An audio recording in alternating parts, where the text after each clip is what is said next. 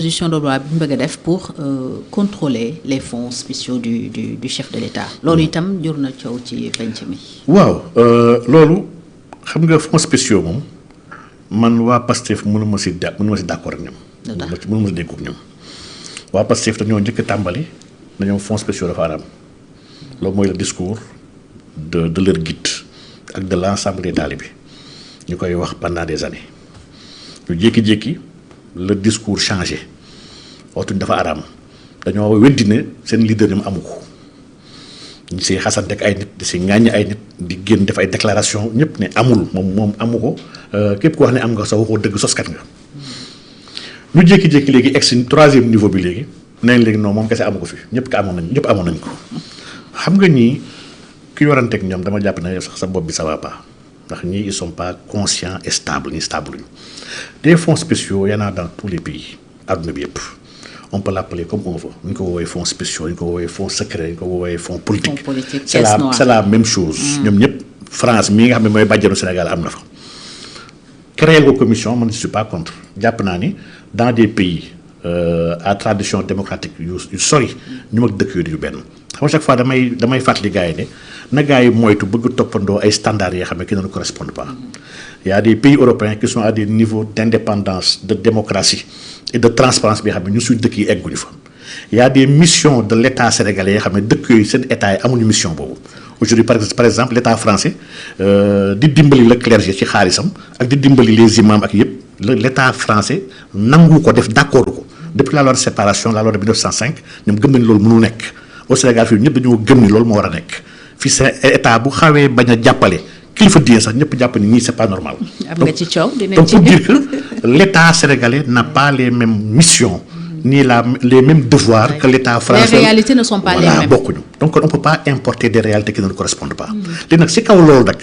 dëkk yooyu créé nañ ñoom ay commissions yoo xam ne commission rafetal kese la. Ils ont créé des commissions bien xam ne il y a un représentant le 2 de la Cour des comptes un représentant le 2 du Sénat de l'Assemblée nationale yoo xam ne ñoom ñooy xool saytu les fonds secrets qu'on a donné au président pour defar après seen rapport de satisfecit delloo ko Sénégal jàpp naa ni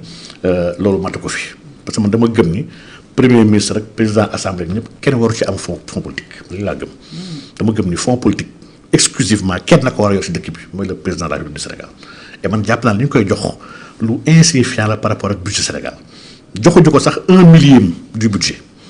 1/1000 laa wax de joxuñu ko donc su ko gars yi di wax mel ni comme alal bu extraordinaire la ay centaines de milliards la te matul sax 10 milliards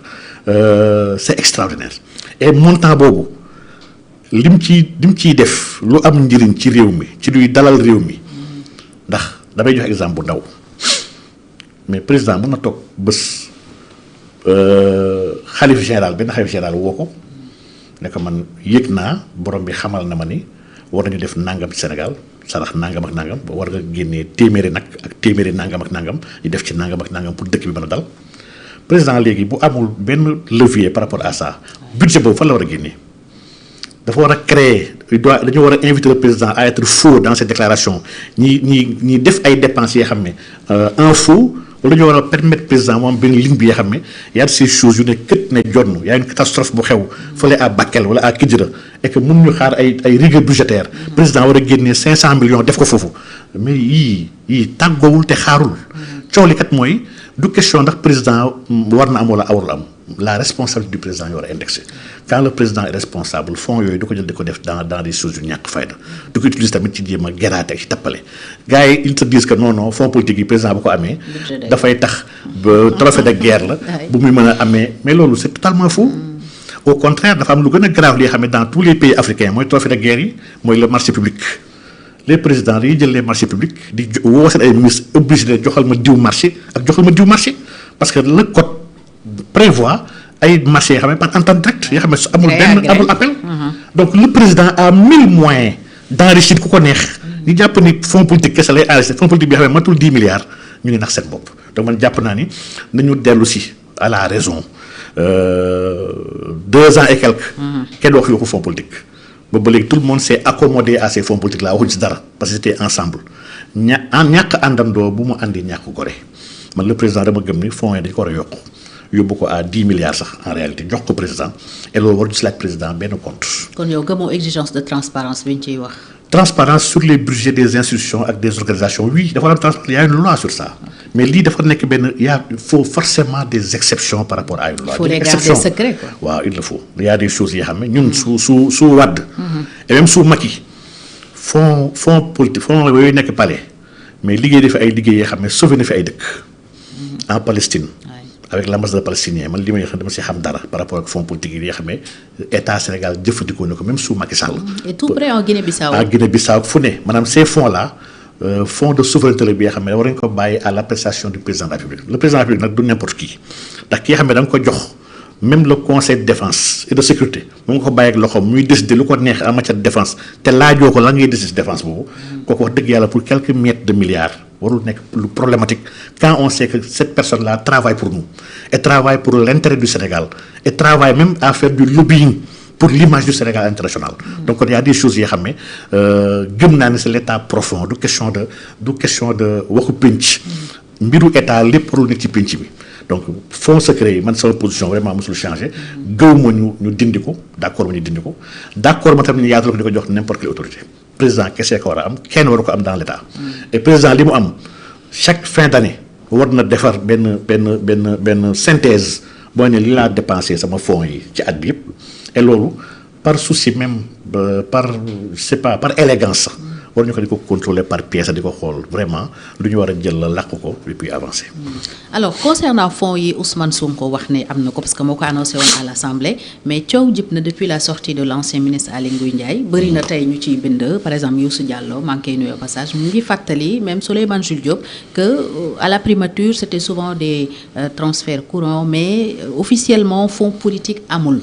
li tax Ousmane Sonko itam def déclaration boobu wax ne am na alors que dafa doon wax ne amul peut-être ku ko wax sax dina la porter plainte. am na itam ñu mu jaaxal yow lan moo ci sa conviction il aurait peut-être utiliser des fonds yu dul fonds politique def ko fonds politique. wala am na leneen lu ciy xew. bon ak Ousmane Sonko vraiment mënuma wax lii la wala lee parce que Sonko déjà du laar la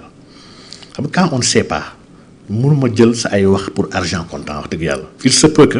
sax du fonds politique c'est benn fonds la d'aide